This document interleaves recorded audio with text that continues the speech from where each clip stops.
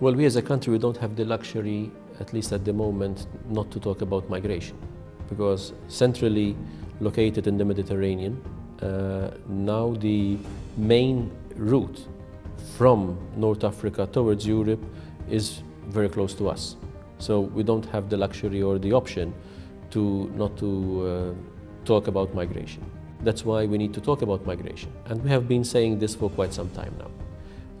At times we're on our own, trying to deal with the situation of migration.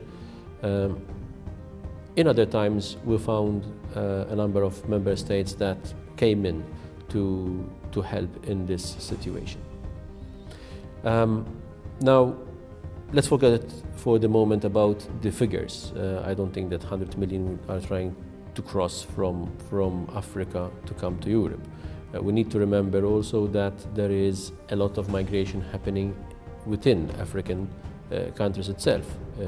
It is calculated that 80% of migration stays in the African continent. It's about 20% that they are maybe trying to, still a big number by the way, so it's not something that one needs to not give attention to. So the situation, as I see it, is like this, that from the external aspect of migration, there is broad consensus within the European Union about what we need to do. So investing in countries of origin, guarding our borders better, helping countries of transit, so we know the direction that we need to take. What we need to do is to be more, let's say, not only active, but basically to implement better what we agree to do when it comes to the external aspect of migration. The problems, in my opinion, are mainly being faced when we have to deal with the internal aspect of migration. I agree that migration is a global challenge, and that is why I was pleased that the United Nations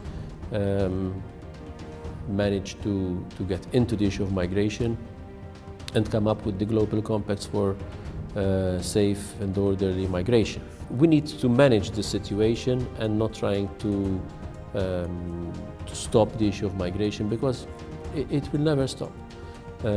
But managing it means that we have to find legal ways and not illegal or irregular ways for migrants to migrate from one place to the other. Today it's Europe, one day it can be the other way around.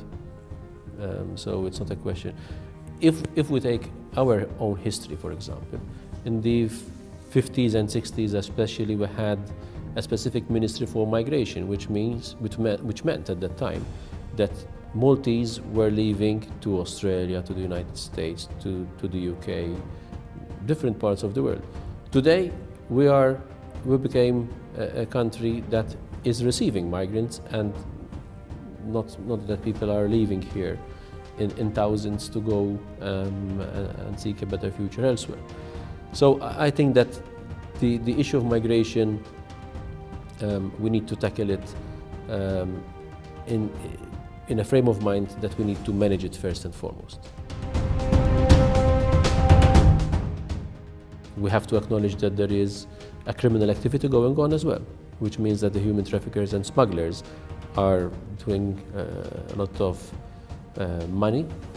This is, for them, it's a business transaction basically with human beings, because after all we are talking about human beings here. So we need to disrupt and tackle this model of smuggling and trafficking of people, which is an illegal and criminal activity.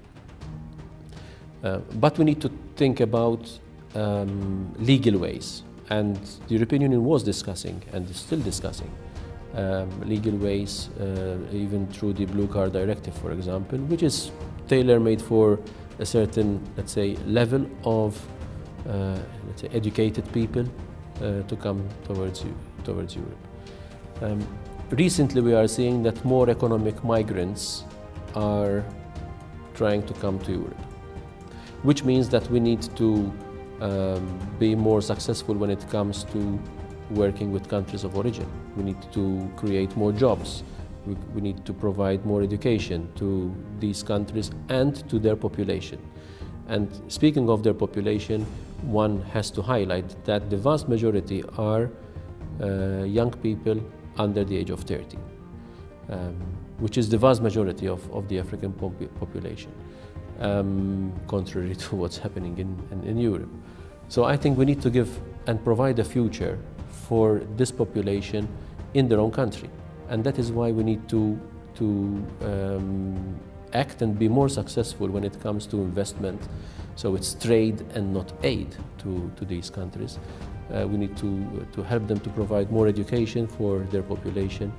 But of course, that needs to be corroborated with more investment, more job opportunities as well. Otherwise, they will try to go elsewhere to help themselves and their own families.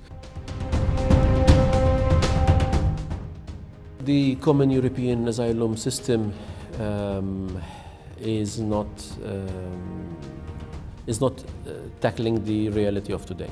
In the Dublin regulations, it was designed for a different kind of migration, with the numbers at that time were much smaller than they are today. So I think we need to have, first of all, a reality check of what's happening today, and we need to adapt our internal regulations to fit what's happening today. But in spite and irrespective of what changes we need to do, the most important thing is that we agree to work together. And that is the, let's say, starting point, the kickstart for the next discussions on what needs to be changed. If some countries, if some member states are saying, well, we don't want to have anything to do with migration, that immediately stops the discussion on what needs to be done. It is a complex situation, but we need to show solidarity among the European Union member states. And I think it's important that regulations are changed to fit today's purpose, and of course to try and support each other, irrespective whether migration is happening to the south or to the east or somewhere else in Europe. We need to show solidarity among each other. When it comes to showing solidarity, it's not a question that we are preaching to others and we are not doing it. The solidarity that we showed a number of years ago when Italy and Greece were the two member states that were passing through some pressure when it comes to migration, and each and every member state had to pledge the number of migrants that each and every member state will take from Italy and from Greece over a 2-year period. I'm proud to say that we not only pledged, but we kept our pledge as well, and within the 2-year framework or time frame, we managed to take migrants from Italy and Greece, and we were the first member state to do that. So actually, it's a question of showing solidarity with the member states that are most in need